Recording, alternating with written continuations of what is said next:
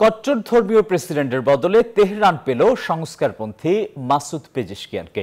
এরই মধ্যে পশ্চিমাদের সঙ্গে সম্পর্ক উন্নয়নের বার্তা দিয়েছেন নবনির্বাচিত প্রেসিডেন্ট। বিশ্লেষকরা বলছেন, রক্ষণশীল থেকে সংস্কারপন্থী ক্ষমতায় আসায় বহির্বিশ্বের সাথে ইরানের সম্পর্ক সাংস্কৃতিক, রাজনৈতিক এবং কূটনৈতিক স্থান আরও বৃদ্ধি পাবে। ইব্রাহিম রাইসির উত্তরসূরি পেল ইরান। সাবেক স্বাস্থ্যমন্ত্রী এবং প্রবীণ সংসদ সদস্য মাসুদ পেজেশকিয়ান দেশটির নবম প্রেসিডেন্ট নির্বাচিত হয়েছেন। কট্টরপন্থীদের ব্যাপক নির্বাচনী প্রচারণার বিপরীতে পেজেশকিয়ানের নারী অধিকার, সামাজিক স্বাধীনতা, পশ্চিমাদের সাথে বৈরিতা কমানো এবং অর্থনৈতিক সংস্কারের প্রতিশ্রুতি মন জয় করেছে ভোটারদের।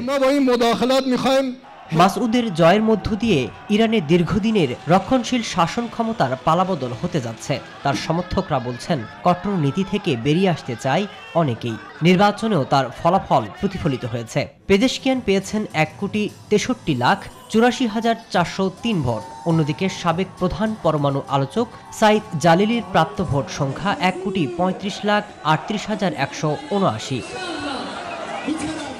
বিশ্লেষকরা বলছেন, নতুন প্রেসিডেন্ট সংস্কারপন্থী হওয়ায় গুরুত্ব পাবে কূটনৈতিক সম্পর্ক। ইরানের উপর পশ্চিমা নিষেধাজ্ঞা বন্ধে বড় ভূমিকা রাখতে পারে এই নেতা।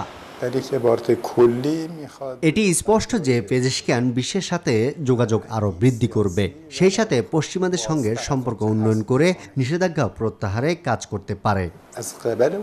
এদিকে পেজেশকিয়ান বিজয় পাওয়ায় সংস্কারপন্থীরা আশার আলো দেখছেন। মাসুদ রানা, নিউজ 24।